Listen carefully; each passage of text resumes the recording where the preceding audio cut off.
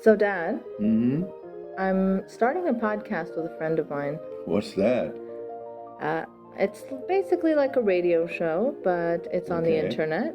Okay. Make sure that that program doesn't contain controversial subjects, and you're not impolite to people. No, definitely not, Dad. You know me. I'm never, ever controversial or impolite. Yeah. Okay.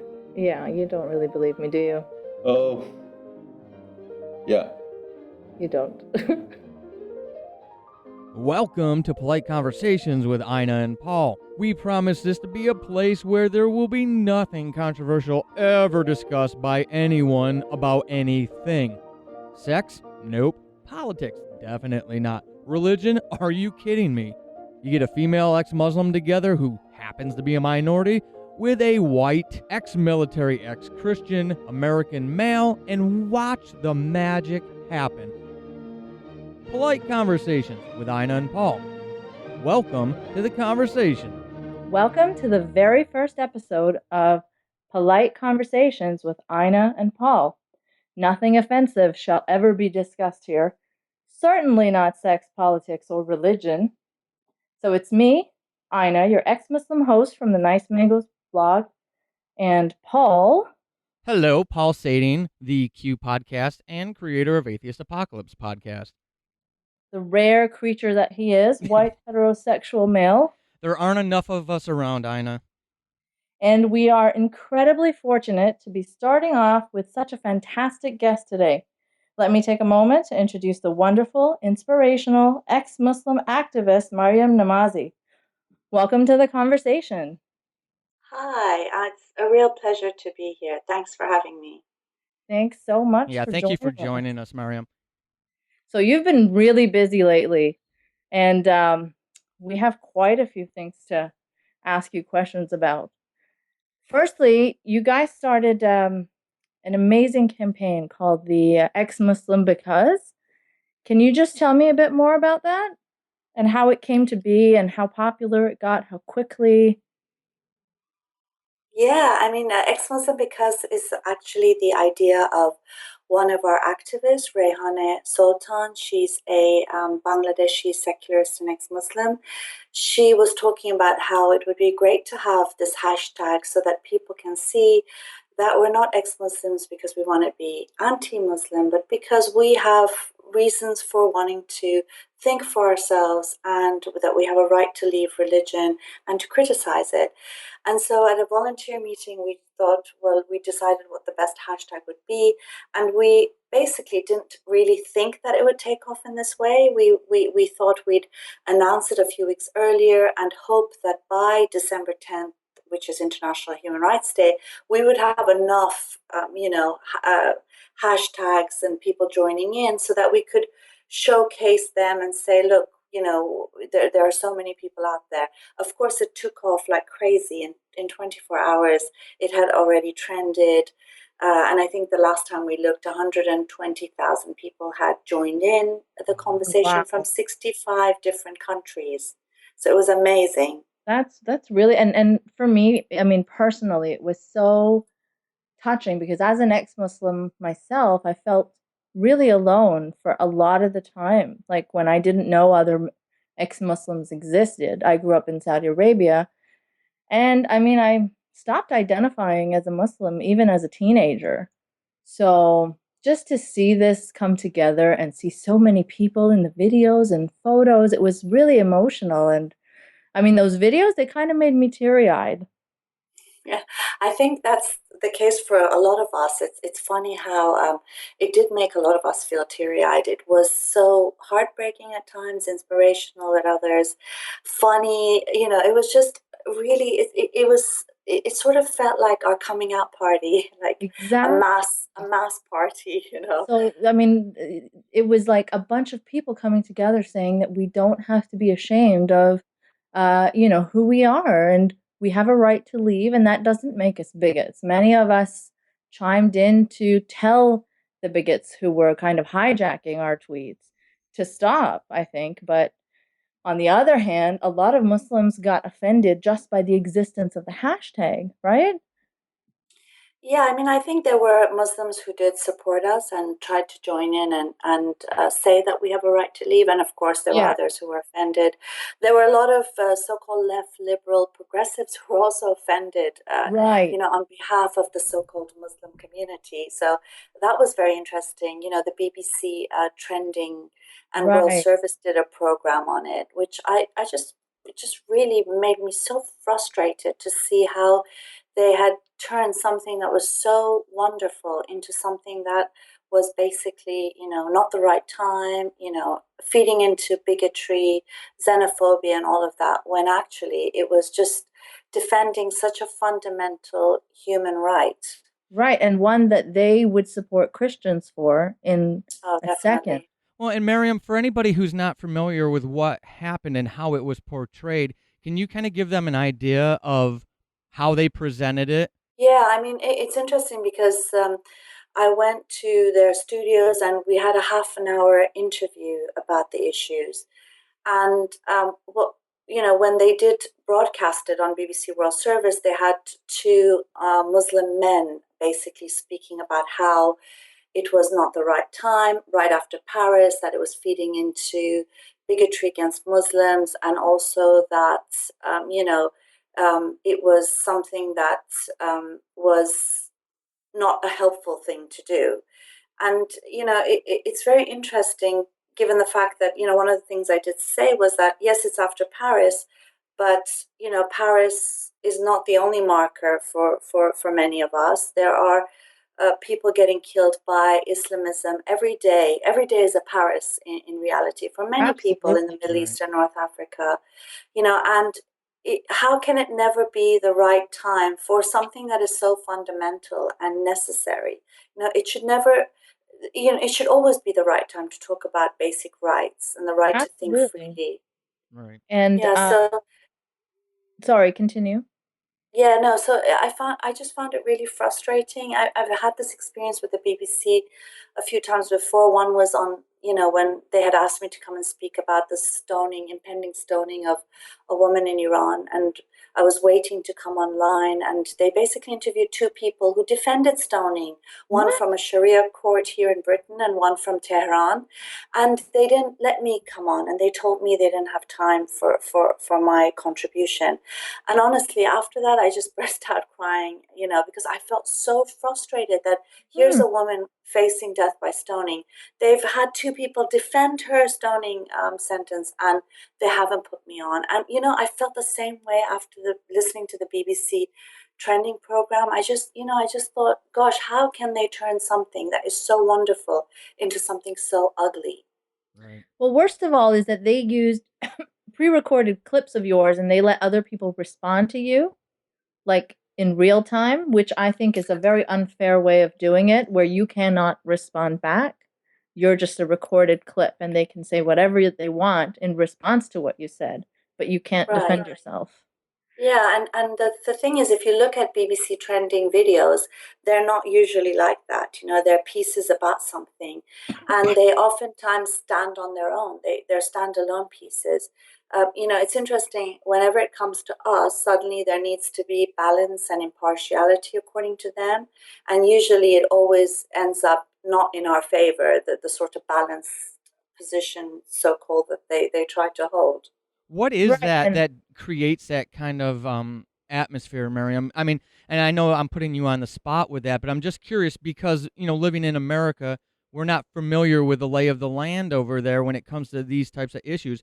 What are the influencers? What are the drivers for the way that they, I don't know, with kid gloves, they take this kid glove approach to addressing these topics? No, I think it's an issue across the board here in Europe. I would think it's also something that I know is something that happens in Canada. I think it does happen to definitely. an extent in the U.S. as well, in North America. I mean, the idea behind it is basically that Muslims are seen to be a homogeneous community. Therefore, because they're seen to be a minority community that faces racism, any criticism of Islamism, which is actually the fascists, the fascists The and the right majority. wing. Yeah, Yeah. if you criticize the fascists or within Muslims, like the Islamists, or if you criticize Islam, it's seen to be the same as attacking a minority group, and obviously that's not the case. And so, I suppose any sort of criticism, with us saying we're ex-Muslims because we choose to think freely or for whatever reason, is seen to be bigotry against Muslims. And of course, that's not the case. One, not all Muslims think as Islamists do. If they did, there would not be a single person alive on this planet. Absolutely. And second of all, there are many Muslims that are supporting us, even if they don't like apostates. They don't advocate their murder, and they don't go out and threaten people. So I sometimes very often feel offended on behalf of Muslims, even though I'm not even a Muslim myself. But, I'm offended on behalf of my parents and my family. And I think, my gosh, they're the loveliest people on earth. And, immediately they're equated with a movement that many of them have fled. That's why they live, across the world in many places. And it's also a movement that they've resisted in various ways, and now they're because of, in a sense, multicultural policies. They're sort of seen to be one and the same with those who have oppressed them. Right. It's so patronizing to just assume that all Muslims just can't handle criticism, because many of them can, and many of them fight the same things that, we as critics are fighting for, just maybe to a lesser degree or whatever, wherever they draw their line.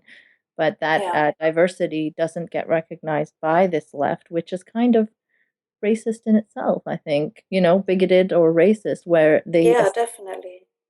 yeah, and it happens in Canada, it happens in the States. I mean, just look at Jon Stewart. I don't know if you're familiar on that side of the world with the Daily Show, but he's like a comedian. He had a late night talk show host, and he loves to mock religion, the far right, Christians, but when it comes to Islam, he completely, he welcomes Reza Aslan with the warmth of a thousand suns or whatever, like when Reza Aslan's spouting complete nonsense. But when, a critic of Islam goes on, he's immediately guarded.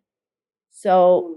that double standard exists. And with me as well in Canada, the CBC has contacted me a few times and then mysteriously not had time to have me on their show, or, had the schedule bumped or something like that, because when they hear that I'm an ex-Muslim, they hear my views, when they vet me, they're not comfortable, because I'm supposedly some sort of bigot, even though I fight against anti-Muslim, against people who are anti-Muslim bigots all the time.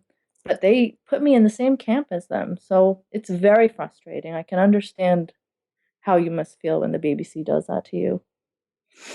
Yeah, and I think it is something that's across the board. It's the media. It's also many organizations, of course, universities. I had a problem, for example, in Canada. I think, I don't know, 15 years ago, a really long time ago, where I was a member of the Canadian Council for Refugees, and because I've done refugee rights work for, I don't know, 15 years previously. And, we basically were like a coalition of groups defending refugee rights. Mm-hmm. And I posted an article I'd written about the reasons why refugees flee from Iran. And I talked about Sharia law and gender apartheid and this and that. And I was kicked out of the Canadian Council of Refugees for being a bigot, because Oh, I was talking about Sharia laws and its effects on people right. and the reasons why people are fleeing. So I thought, oh my gosh, I mean, really, as you said, the bigotry is coming from them when Mhm. they don't permit any dissent, and they feel quite free to have that right for themselves, but not for Absolutely. us. Yeah. And what, Maryam, one of the interesting things for me when I did Chronify Me for those 2 years and I started doing the ex-Muslim interviews, was I found through listener feedback that the progressive, your common person on the progressive side of life, they really looked favorably on those interviews. They consumed them. Those were always the highlights of that show, is when I could get an ex-Muslim to come on and talk about their experiences. But associated with the progressive movement it's like compartmentalized. There's a more extreme aspect to the progressive side. So who I have found, and it may just be the way I see it, they tend to kind of look at the ex-Muslim experience and the perspective with a different perspective of their own. They kind of almost look at it unfavorably. Has that been your experience? Is that how you have seen it as well? And do you have any insight for us as to why that is? Why people who associate with the more progressive values will, in the same breath, turn around and discount and disregard the ex-Muslim experience? Yeah, I mean, I think it's because, y- basically it's seen to be a sort of, you're causing trouble, aren't you? And if you look at the Muslim community as a homogeneous community, then anyone who's saying, well, I'm an ex-Muslim, I've left it, seems to be sort of causing trouble for a community supposedly that already has enough trouble in a sense. And I think it all boils down to identity politics. It's no longer, fashionable to defend ideals and join political and social movements based on ideals. It's all now just, boiled down to identity. So if you want to be progressive, you show your loyalty and allegiance and support to an identity, the Muslim identity, and therefore anyone that sort of criticizes it or criticizes, anything associated with it, and we're not even talking about criticism of people, but of ideas or of religious right-wing movements, you're completely seen to be as, causing trouble, causing, more discrimination, inciting hatred. I mean, these are all the sorts of things I've been accused of. And I think it boils down to the fact that when you do subscribe to identity politics, you see a community as homogeneous. Those in power are the ones who therefore determine what the culture of that homogeneous mass is supposed to be. In this instance, it'll be the Islamists, the people who have state power or have influence in political movements. And so, in a sense, it's, allegiance to the Muslim community very often ends up meaning allegiance to Islamists. And we see that very clearly. You've got Stop the War Coalition defending, the Islamic regime of Iran, for example, George Galloway. A lot of the so-called left progressives are siding with the Islamists against us. And it's basically seeing all of us through the eyes of the Islamists.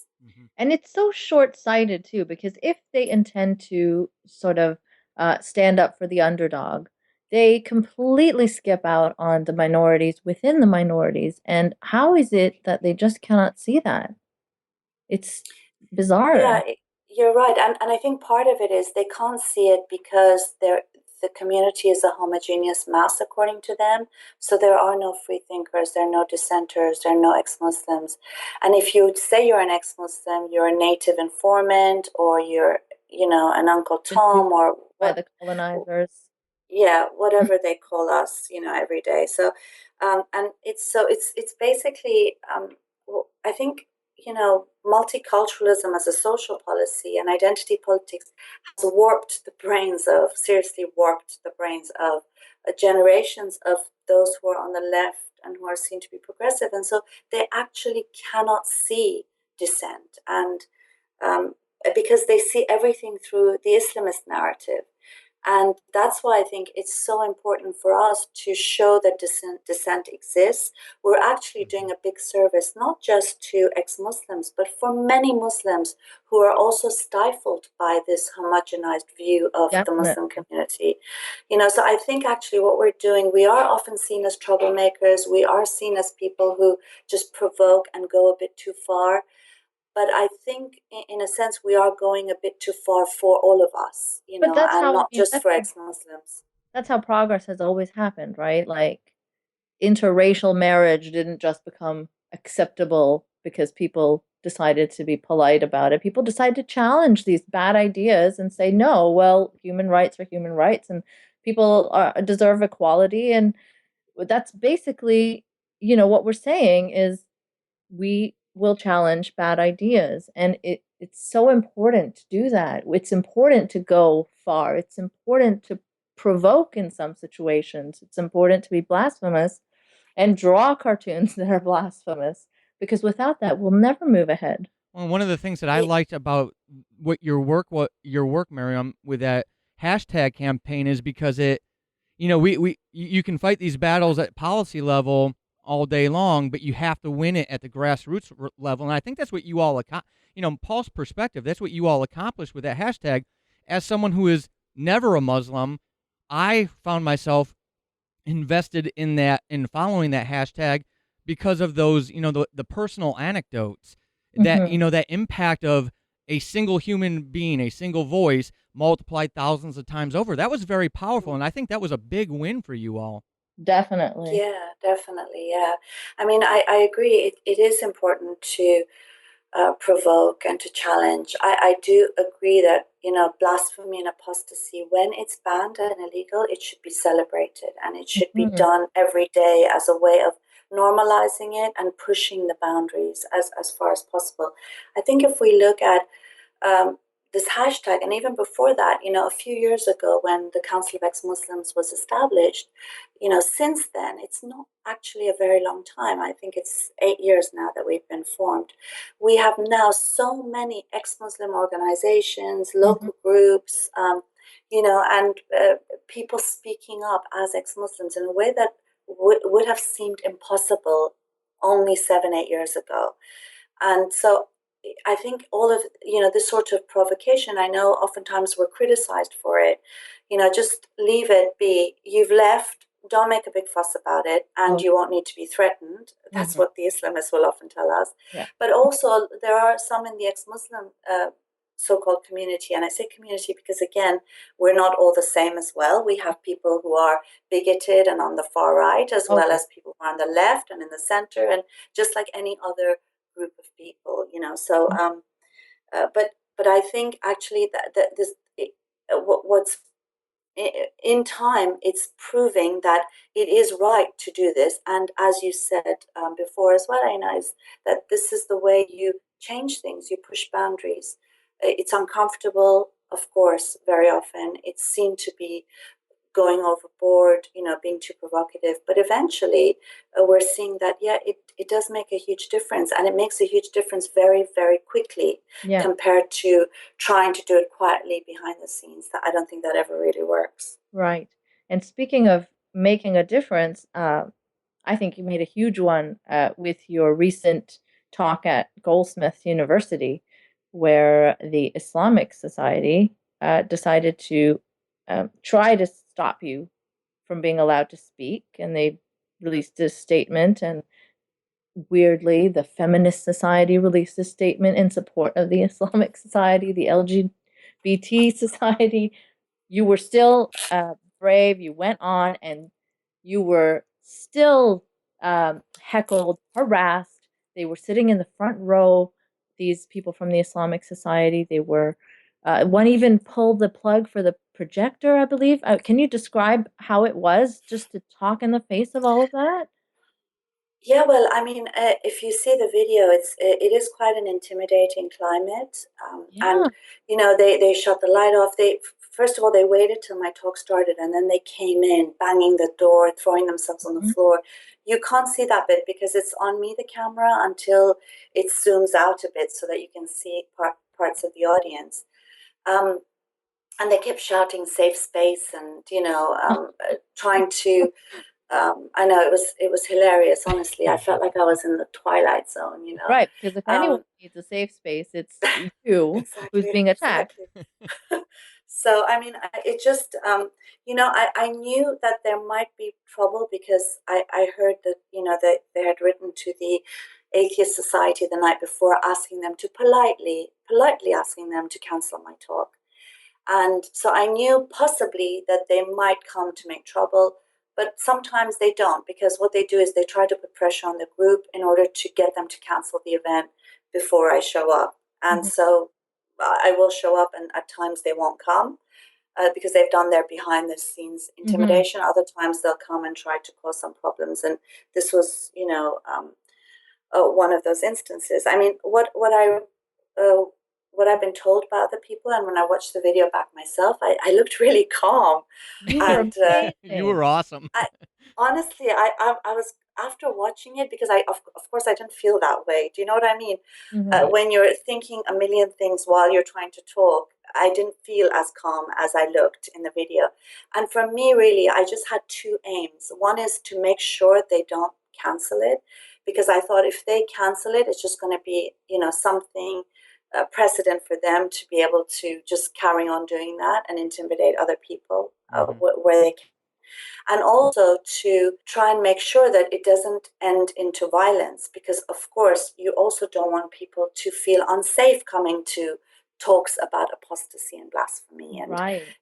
a free expression. So trying those two were at the top of my mind. And honestly, I wasn't sure anyone in the audience agreed with me, just because they had created such a climate where people, you couldn't really tell from their expressions how they were feeling. And then slowly, as the meeting progressed, people spoke up. And at the end, before the end, I got quite a large applause. And I was actually taken quite back because I didn't realize so many people actually agreed with me. And I've got letters after that saying that, people felt so afraid and intimidated, and that they agreed with me, but they were too scared to say anything. Hmm. And that's exactly what they're trying to do. And I think what I love about what happened is that everybody's saying that they tried but they failed, and that's, for me, that's a big win. Yeah, Exactly. It, yeah. it is a big win, and I think it makes a big difference that they failed to do that. And I think they've somewhat been shamed too, because one of the guys, I think he was exposed for having said some really awful homophobic things on his Twitter account, and then he shut down his Twitter account and resigned from the Islamic Society because, the LGBT society came out in support of them. So that just doesn't add up, right?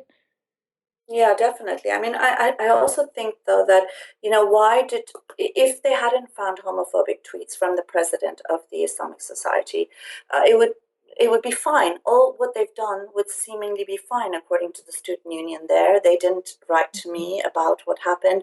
They only wrote to me 6 times asking me to remove the video, Mm-hmm. which I refused to do because I said that's, in the public interest, and it's the only evidence that's available, because right after the meeting, they actually said that the Atheist Society threatened and intimidated them. Oh, And it's not like the cameras were hidden. I mean, they were in plain sight. They knew they were being recorded, yeah. No, of right? course, and they also recorded sections of it and posted it even before we posted the video. So obviously, they had no problem with Mm-hmm. videotaping, and they did it with their private phones, whereas ours was a visible camera.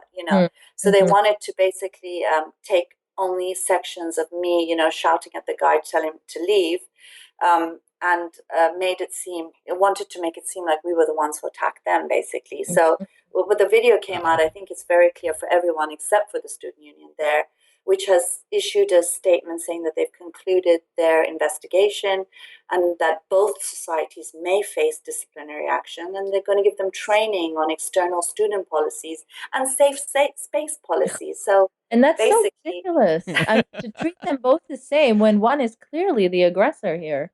I don't understand why yeah, they can't, you know, acknowledge that. Out of morbid curiosity, Maryam, what was their rationale and justification for requesting that you not post or take down the video? they said it's because of the privacy of the students.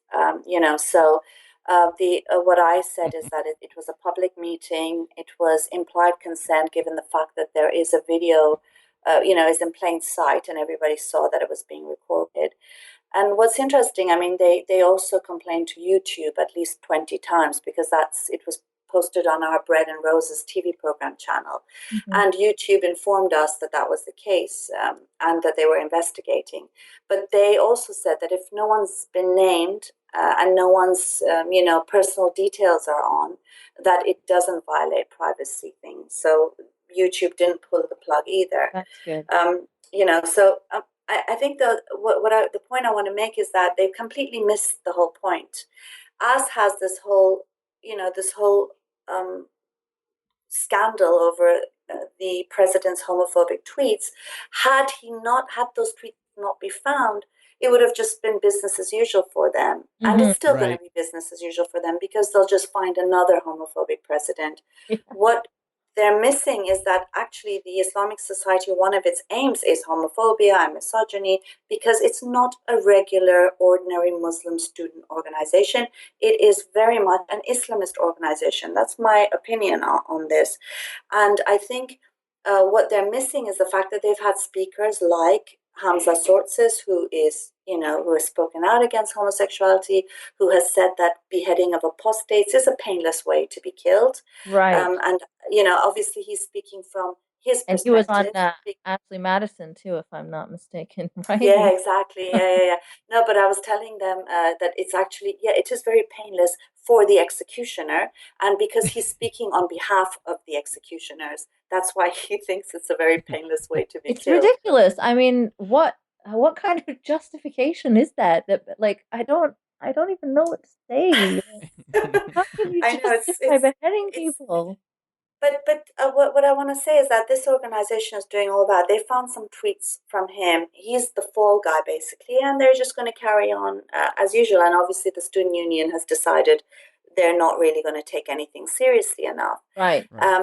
So in a sense, I think also the real story here is their apostate phobia.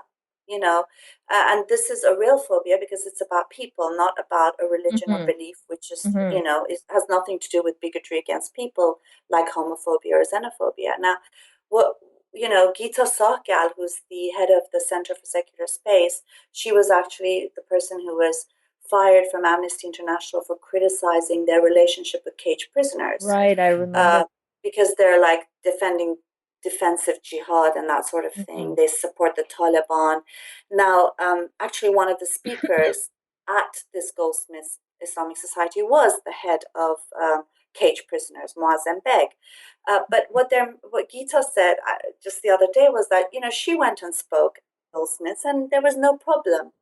Why was it a problem for me? Because I am an apostate in their eyes. You know what I mean? And that's a story that still people are not really touching, because it is still the no-go area. Right. They can talk about homophobia because that is an acceptable form of bigotry, and rightly so. But the phobia, the hatred, the incitement to hatred, and the incitement to violence against apostates is the story that is still not really being reported anywhere. Absolutely. And I mean, just in their statement when the Islamic Society wrote and said that, just a few of her Islamophobic statements, just a few examples of her Islamophobic statements, she labeled the niqab, a religious symbol for Muslim women, a flag for far-right Islamism. And she went on to tweet that they are body bags for women. So these are examples of how awful you supposedly are, right? And yeah. Well, what's interesting is that I have every article and every statement I've ever made on my website, and even out of context. You know how every time you talk to them, they say, "Oh, it's been taken out of context." Well, even out of context, they cannot find a word I've said or a thing that I've done that's bigoted. Even the examples that they're giving are criticisms of what I think are tools for the suppression of women. I mean, as an ex-Muslim woman, how is it that you are expected to tolerate a tool that is used time and time again to control women, to control their sexuality, like the niqab, that is not, something moderate Muslims endorse usually? So I don't understand how people think that niqab opposition coming from a woman of that background is bigotry. She's opposing her own oppression. Yeah, but I think that's what's happened, isn't it? That's the whole, the Twilight Zone place that we're in, that it's become such that even when you criticize, something that you were, I had to wear the veil, for example, in Iran. The veil is compulsory in Iran. Still, we're not allowed to criticize it because everything is seen through Islamist eyes. And what's interesting is they're using the language of tolerance, safe space, incitement to hatred, this and that.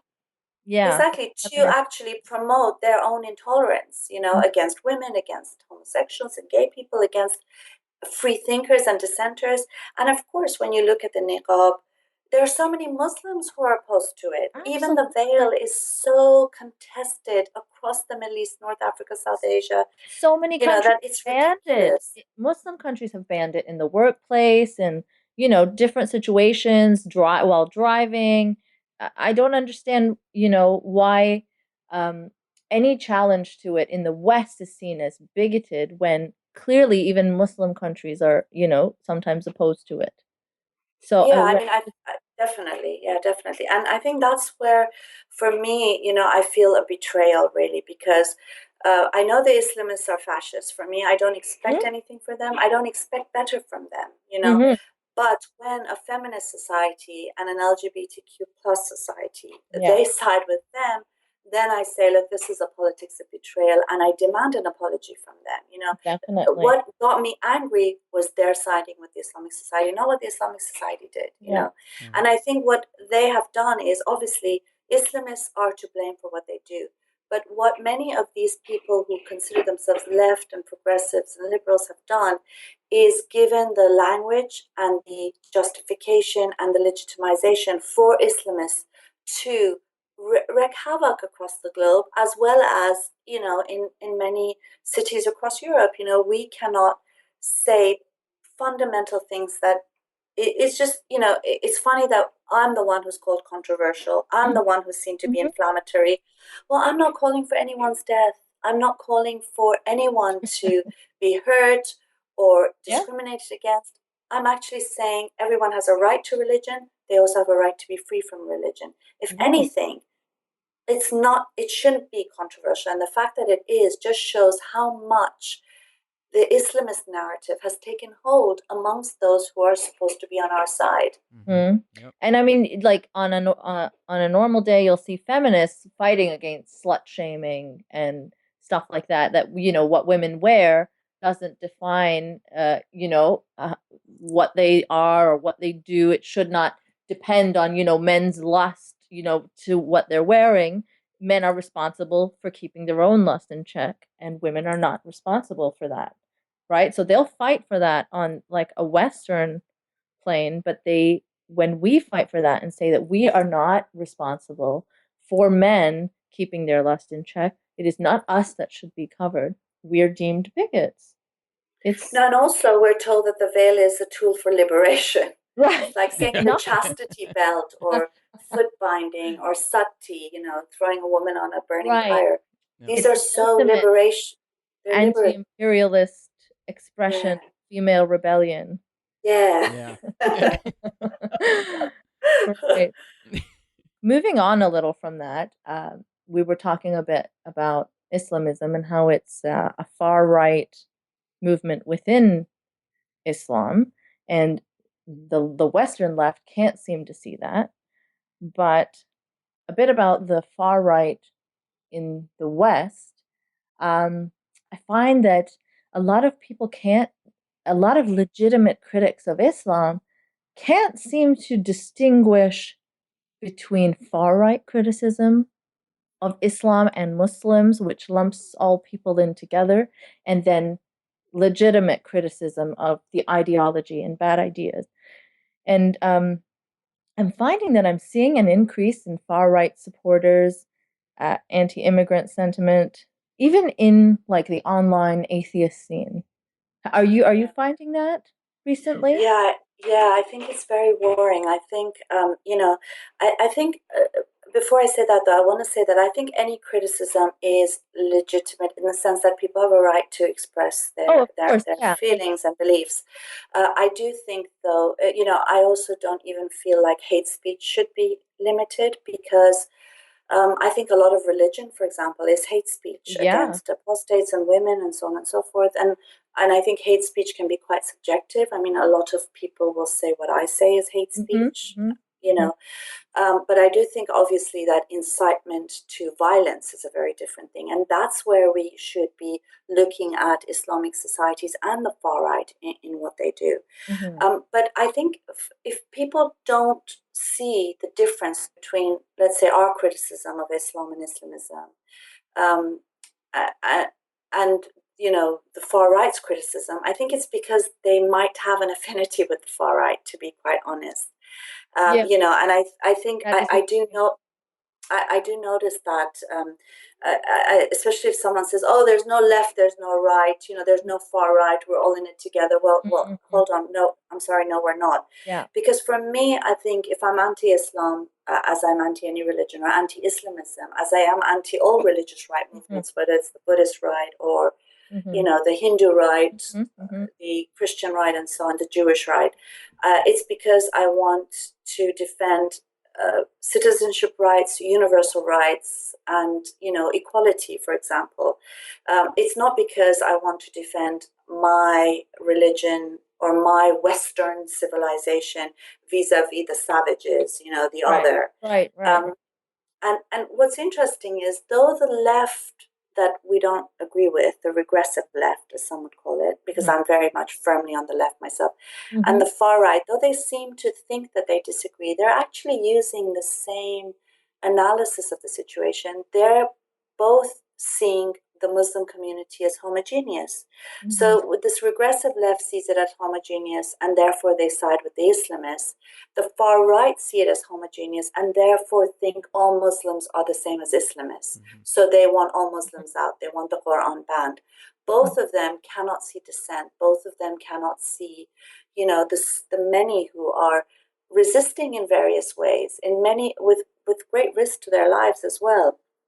And Mhm. so, and both of them are using identity politics. Even the so-called the far right is using identity politics, even though it keeps criticizing it, to promote its own white identity politics. Mhm. Mhm. And so that's why I think identity politics, we just need to get rid of it. We need to go back to the basics of universal rights, people being citizens irrespective of their beliefs and backgrounds. And of course, secularism, an unequivocal defense of secularism.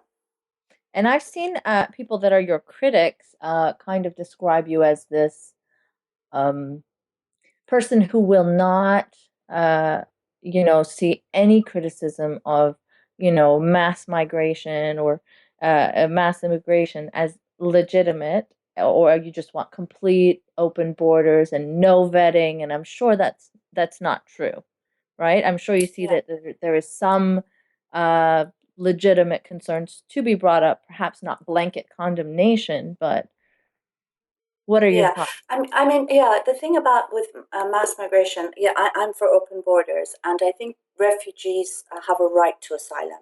I think if you look at the mass movements that we're seeing across the globe, a large majority are coming from Islamist countries or countries with Islamic laws, or where there is, war and chaos. Syria, Iraq, Iran, Afghanistan.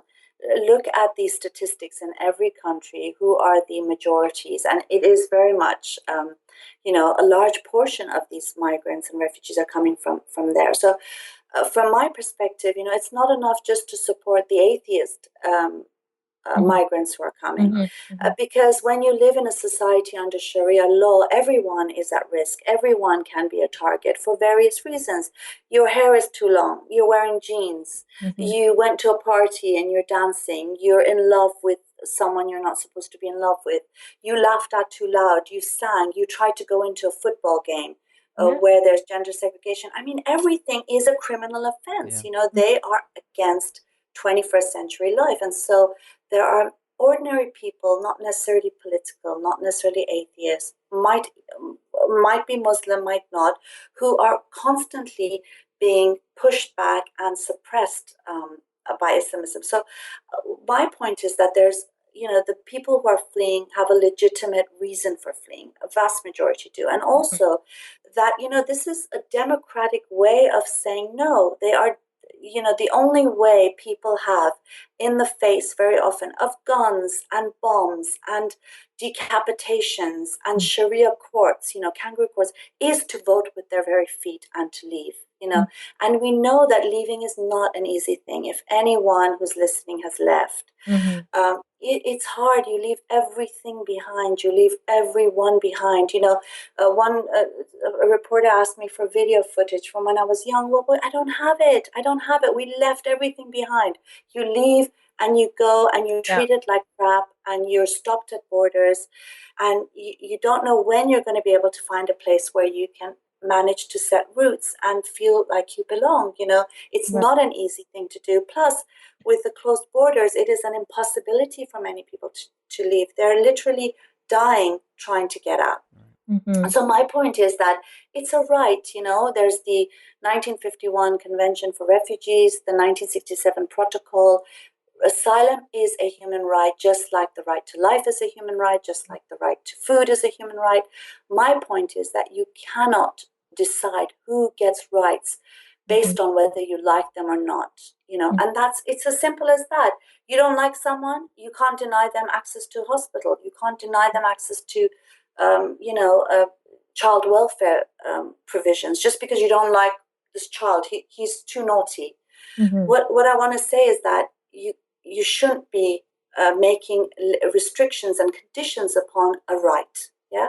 Mm-hmm. Nonetheless, though, when people come, we're all fingerprinted. Our identities are verified. We're asked 1,002,000 questions, to be able to even get any sort of identification. We know there are lots of checks and lots of questions and information that's required and goes back and forth. Sometimes the process takes very long.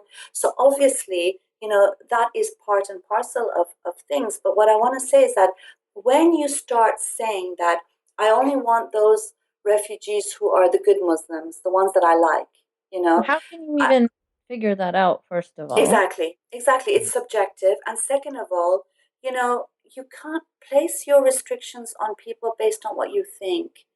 And that's where I say that this is where the far right narrative is coming into the picture. You're not necessarily far right if you say this. You're concerned about immigration. It's not necessarily racism, but when it's brought in in the debate to decide on the fate of those who are most vulnerable, there is a underlying racism there. And for me, I think I can't bear to see children drowning in the sea, as I'm sure a majority of people can't bear it, which is why we've seen so much outpouring of support of refugees and asylum seekers, despite the constant propaganda against them in the media and by governments. Yeah. Because there is this human connection when you see people just trying to survive. But again, that's not saying every refugee is good, in the same way that not everyone who's white and British is wonderful. There are people who are fascist. There are people who might, lie about their age. There are people who might take advantage and take, 2 sandwiches when they're supposed to take 1, and on and on. But you can't determine what rights people have access to based on an inquisition. And I think that's what I see atheists calling for. One of the things I say is, look, if you're only compassionate to your in-group, well, that's not compassion. It's not compassion. If you want to show compassion, it has to be to people who are not necessarily like you, but that you are able to see the humanity in them. And I think the problem with identity politics is it has taken the human being out of the equation. Yep. And that's why it's possible for such inhuman measures and policies to be seen as perfectly legitimate, things to support and defend, whereas actually they are indefensible, in my opinion. I mean, I agree with you on almost, well, a lot of that stuff, because as an immigrant myself, my dad was a refugee from the partition of India. Like, I mean, I can only imagine how rough it must be to flee a war-torn country. But what I wanted to ask about was what you've explained is, certain nuances in your position that people may not be aware of. Like you said, the checks and the fingerprinting and the vetting, these are all things you're open to. I mean, people try to paint you as someone who just wants, I don't know, like chaos, because you just want to accept all the Islamists and everyone. I feel like you're not an unreasonable person. That's but that's I think a lie perpetrated by people who want to stop immigrants and migration. And and I think that's fine, because this is a fight of ideas. There will be people who will misrepresent positions and so on and so forth. But it's sort of like saying that the demand for free healthcare is inviting chaos. No, it's Mm, not inviting mhm, chaos, mhm. because they'll say that, oh, they'll take advantage of it and people will shop around for this and that. Look, it's a basic human right. If we start from the same assumptions, then we can reach similar conclusions. But if we don't start from the assumption that healthcare, that food, that safety and refuge from war and bombings and Islamism and Sharia courts are basic human rights, if we start with that assumption, then I think it becomes very clear that people should be given refuge and protection. We are a very small global village now. Our lives are so interconnected. You have Islamists hacking Bangladeshi bloggers to death in Bangladesh. You have Islamists putting Bangladeshi bloggers in the UK on a death list. Our Yeah. lives are intertwined. There's no escaping it. Islamism is a global movement. You have British born white jihadis going and fighting for ISIS. And you have people, secularists, fleeing from Syria. It's a very small world. And we have a responsibility to people across the world, beyond borders, beyond But you're not our limited in groups. opposed to say if someone is a proven terrorist or, dangerous, you're not opposed to kind of not letting them in because they have a criminal record or something. Well, I mean, for me, I think that, if anyone's concerned about the Islamists and terrorists, it's people like myself to begin Mm-hmm. with, because we are most at risk. But Mm-hmm. I think that, everyone should be treated in the same way. If you have a British terrorist, they're not sent off somewhere else. Right. If Try it's them, a terrorist coming, imprison them.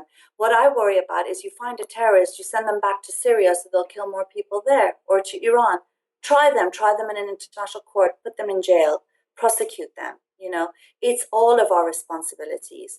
When you look at, the sort of support that Islamist groups are getting, including from Western governments, the funding, the relations with the Saudi regime, if we find anyone who's a terrorist, anyone who's committed a crime against humanity, they must be tried and prosecuted. Don't start deporting them somewhere where they have free no, reign no, to no. kill and murder. No, I meant like the refugees coming in. If someone is a known terrorist and they're not from your country, why would you accept them and try them Well, and no, don't and accept them, but that's what try I them. yeah, Yeah, that's because what if they're a terrorist, they've committed crimes against humanity, and it is the responsibility of any state to try criminals, those who have committed crimes against humanity. My mhm, point is that, take some responsibility also in prosecuting those who have committed these crimes. mhm. If you send them back to Syria, well, how many more people will they kill?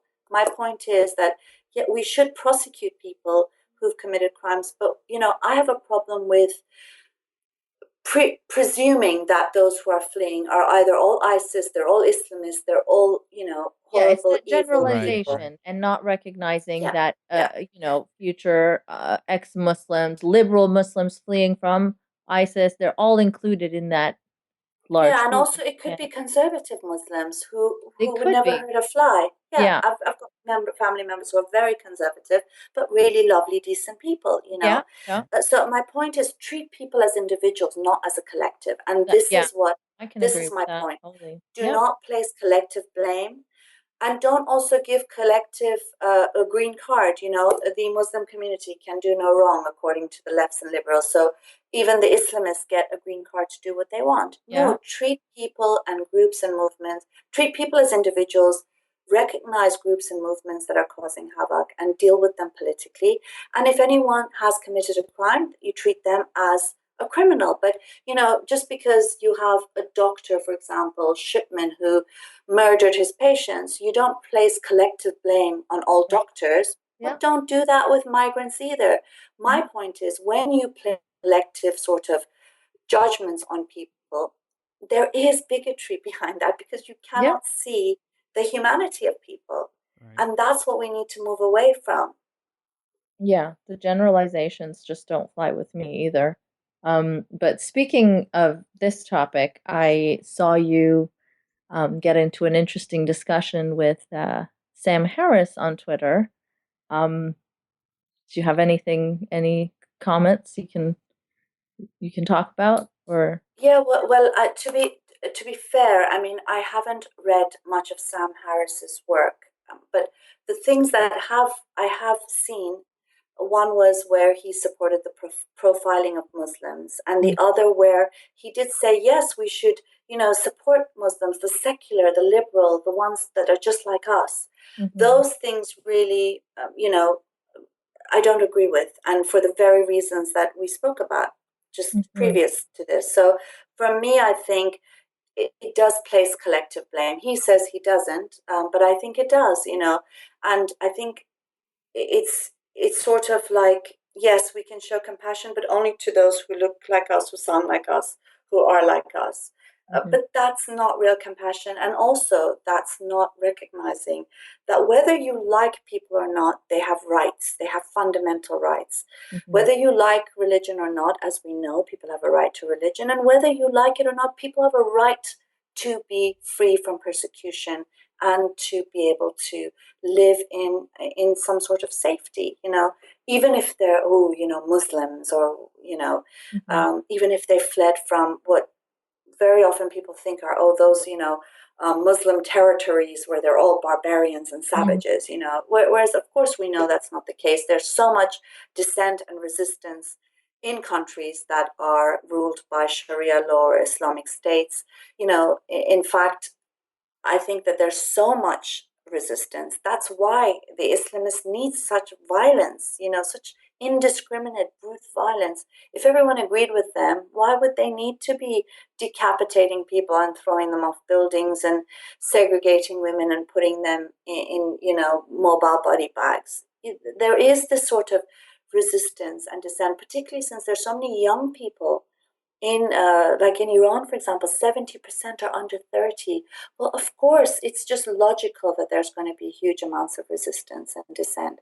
So for me, I feel very uncomfortable with this sort of line, but I also feel very uncomfortable with the sort of perspective that seems to say that we're not allowed to criticize, the leaders, whoever they may be. Yeah, and I think that's very dangerous. We should be able to criticize, and we should be able to challenge and debate things, and not give people a green card. I will not give my allegiance to anyone forever, including those that I work with, because I've been in politics for too long now to know that there are people who you're friends yesterday who will no longer be, depending on what road they take, and that even if people are not your enemies, they may not necessarily be your allies. For me, the fight against Islamism and against, Islam is one that has to be coupled fundamentally and unequivocally with anti-racism and a defense of citizens, including Muslims. If it's not, I don't see that person as my ally in this fight.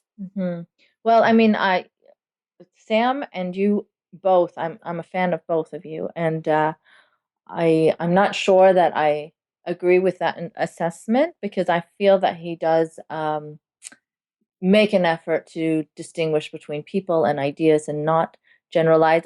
I know the profiling thing you're talking about, and I think that was just a very bad choice of phrasing. He's explained it time and time again that he didn't really mean racial profiling, but he meant to kind of stop wasting time on profiling, or on this sense of equality where we're profiling grandmas the same as certain types of people who are more likely to be. Well, exactly, certain types of people, and that's profiling. Yeah, so I don't know how you But can he explain includes it to himself be. in that as well. And I understand. I mean, there are. I don't agree with him I'm sorry. entirely on that. And That sounds a bit too funny for me, but okay. I mean, I think just the use of the term profiling, we're not, we know what that term means, especially in the US. We know very well what profiling means, and the racism behind profiling in policing. I mean, I used to live in New York City. I've been beaten up by New York City police cops in the demonstration against the first Gulf War. I was charged with 13 years imprisonment if they were successful. They basically said that we attacked the police, and thank goodness one journalist had a video of them beating the hell out of us. And I went through years in the court system trying to get justice for that, and finally I did. But my point is that we know very well, especially in the context of the US, the racism behind profiling. And to use that word, and to say that I didn't really mean that, I'm sorry, sounds a little dishonest to me. And I'm sorry, I don't mean to be rude. I don't want to cause problems. And I don't want to add to my, to the fights I have. I have too many people to fight. No, I really, I completely get that. There's so many different sides always attacking you, and I can't speak for Sam, so I can't really explain it any further. And you're not offending me at all because I think it's important even to challenge people that we admire and not have this dogmatic faith in anyone, really. So I do admire that you will take on big names, even though you know that that will end up in a backlash at you. Because I have seen how kind of blindly people will accept things that certain people will say, regardless of what they are. There'll be no free thought involved or critical thought involved. which Both is you and quite Sam. interesting, isn't it, actually? There are people, however, that sometimes get grouped in with Sam Harris, possibly because he invites them on his podcast, like Douglas Murray.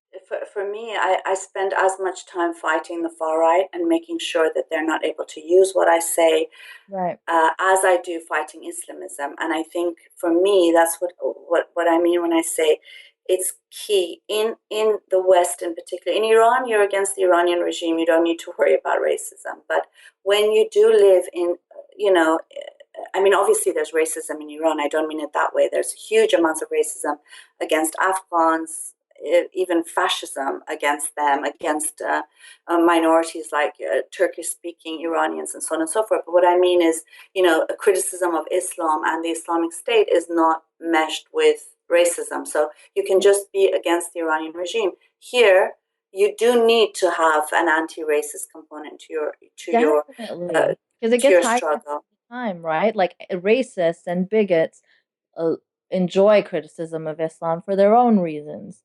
Um, it's happened to my work. I mean, they've taken something I've written and published it on Jihad Watch without my consent. And that's Right. not the place that I'm coming from at all. So I do Yeah. find it very important that I challenge uh, any instance of anti-Muslim bigotry that I come across so that I separate myself from them and so that they are forced to unhitch their wagons from me and my critique because we are not the same at all. Yeah. But Yeah, and so who you interview, who you ally with, who yeah, you accept invitations for, all of these things are part of that fight. And mhm, I think it's if you it's not enough to give lip service to something, because there are people on the far right, Tommy Robinson, I English defense actually league. interviewed Tommy Robinson, but in a way where I challenged his views. It wasn't Yeah.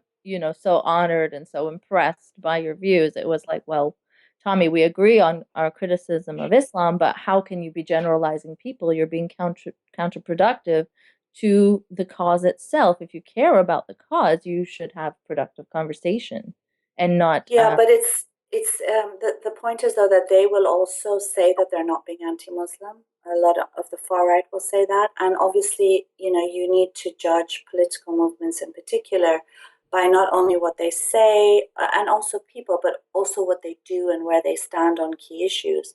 And so I think that for me is quite crucial, to ally with people, also because I'm working with a lot of Muslim groups as well. And, I find that in this fight, I have many Muslims that work with me, and there are some atheists that I prefer not to work with because of these things. And it's not just that it's counterproductive, but racism is dehumanizing, it's yeah, inhuman. It kills, denies people dignity, and it's a very, it's not just that Tommy Robinson, if he stops generalizing, he can manage to be productive. It's because he comes from an idea and a movement that is very similar fundamentally to the Islamist movement. Yeah. They do place collective blame. They are misogynist. They are homophobic. They are defending their religion vis-a-vis a foreign religion. They use religion very often. So in all of those instances, I think we can never have a productive Tommy Robinson, unless, of course, he becomes an ex-fascist. Right, which I had Just thought. So that's why I yeah. extended, Right. Yeah. patience. Like I thought when he left the EDL, I had hope, and I wanted to Yeah. chat with him and try to show him that there's all kinds of Muslims and ex-Muslims, and perhaps it would have some impact, but clearly it didn't.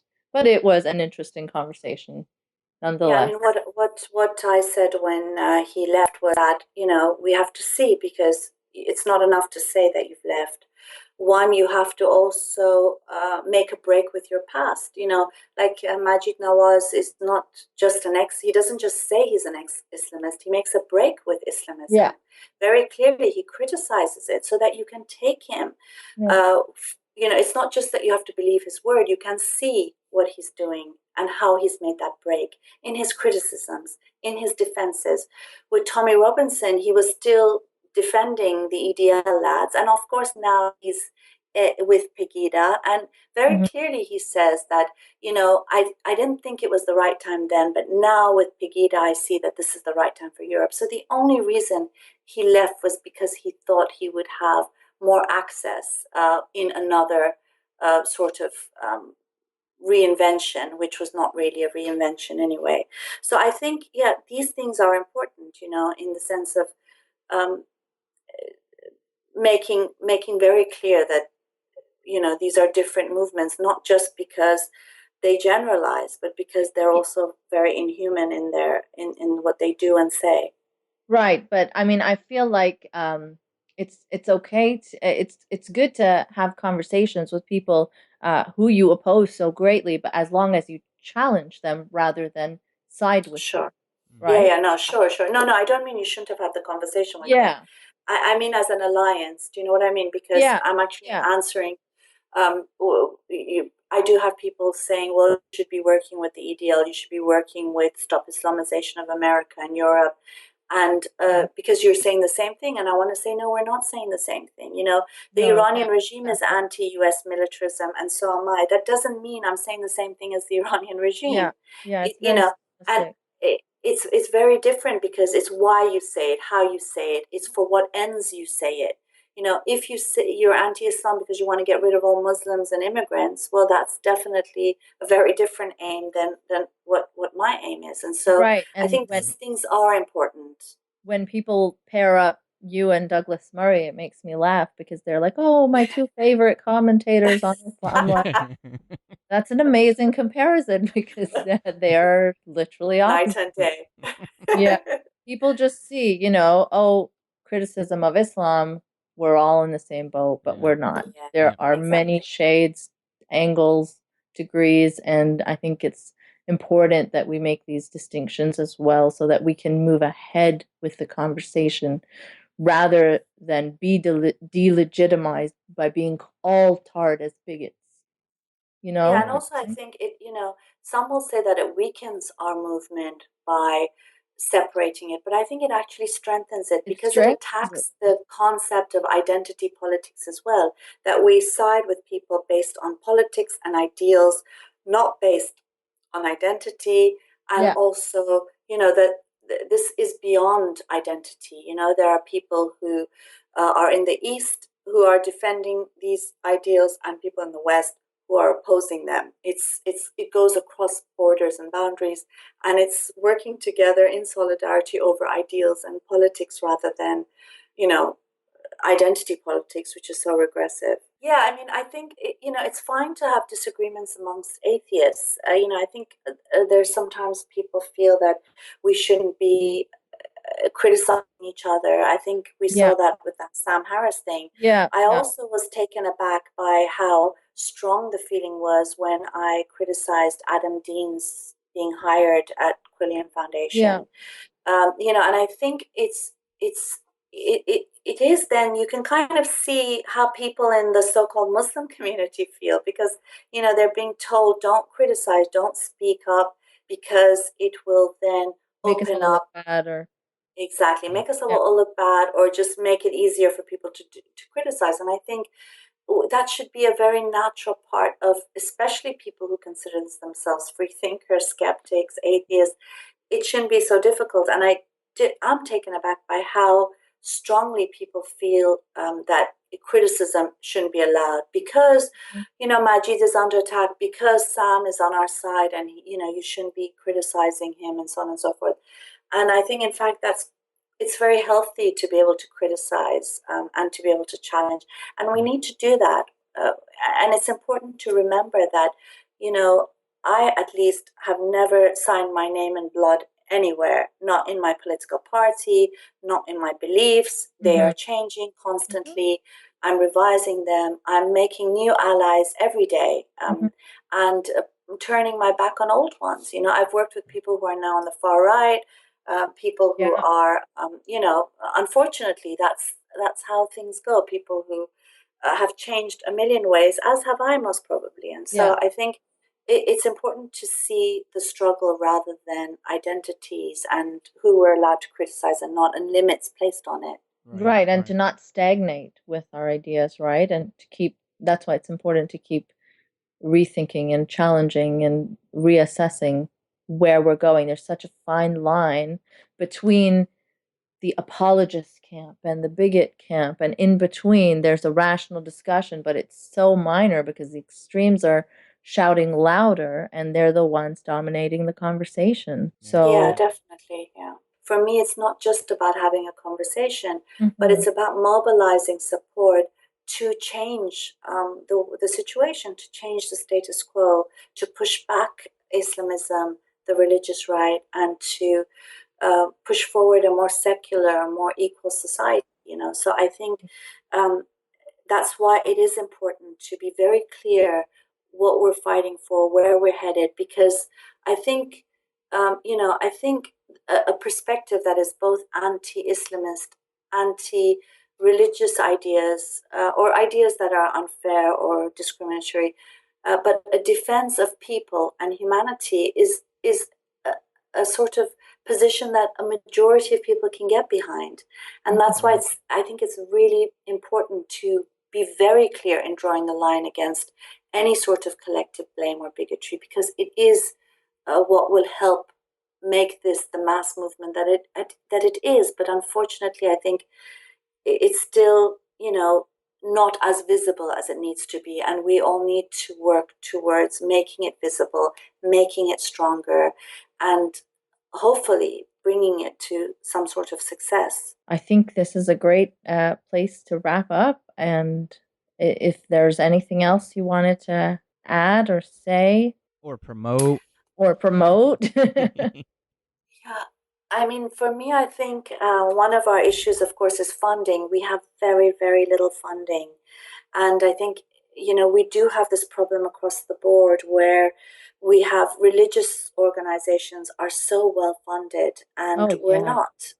We're Yeah. not. And so I think, if atheists and seculars do support groups like the Council of Ex-Muslims of Britain, One Law for All, the Bread and Roses TV, which is a TV program that's broadcast in Iran via illegal satellite dishes. The Iranian regime has called it immoral and corrupt, and it If promotes that taboo isn't a breaking. good reason to support something, I don't know Exactly. what So is. exactly, so it's sort of like, that sort of support really, we need to see a lot more of it, because a lot of the barriers we face is, of course, financial. And the other thing is, Mhm. because it's not just the threats and intimidations we get, but it's everything, we do is an uphill battle. If we want to have an event, we were going to have an art exhibition against hate, both hate against Muslims as well as hate against ex-Muslims, and the gallery pulled out because they're too afraid. Mhm. We had an anniversary event in June. We wanted to have our end year drinks there. They said, no, we don't want to come because we don't want trouble. we want to have a big conference in 2017. We went to the place where we had our conference in 2014. They said, no, we don't want you because we had threats when you were here. Yeah. So, it's an uphill battle even to hold a meeting. For us, nothing is simple. Yeah. Not holding a meeting, not, meeting with people. You never know what's in line for you when you do meet people. So that support is really key. And I think that there could be a lot more support. And that means both financial, but also, in kind. We need loads of volunteers and loads of help in various things. So if people want to help in any way, we'd love to have them get in touch with us. Awesome. And how can they get in touch with you? Well, they can go on any of our websites, which is the Council of Ex-Muslims of Britain, which is x-muslim.org.uk, or onelawforall.org.uk, or I've got my own site, which is maryamnamazie.com, and they can get contact details on any of those. Perfect. And get in touch. Perfect. All right. Well, I hope that many people will, and best of luck to you. Thank you so much for taking the time. Thank you, Maryam, to speak Thank with you. I think it and was thank you for having me as well. Such an important conversation. So, keep doing what you're doing. Keep being awesome. Keep challenging the far right, which not enough people do. And I'll see you on Twitter. And you too. Thank you. Thank you, Maryam. Yeah. You've been listening to Polite Conversations with Eiynah and Paul. Thank you for downloading and listening to us. If you'd like to hear more of the show's content, head over to YouTube and find us by searching for Polite Conversations Podcast. You can find the wonderful host, Eiynah, on Twitter at Nice Mangoes. No E in mangoes now. And you can find me, her illustrious co-host, Paul Sading, on Twitter as well, at The Q Podcast or at AAP Podcast Show. You can also reach me on Facebook by heading over to facebook.com/The Q Podcast or facebook.com/Atheist Apocalypse. And last but not least, we would like to thank you for being part of the conversation. If there's something you would like to see discussed or you would like to be part of the conversation, you can contact us at verypoliteconversations@gmail.com. And we look forward to hearing from each and every one of you. Well, not all of you. You know what we're saying. This is supposed to be polite and all.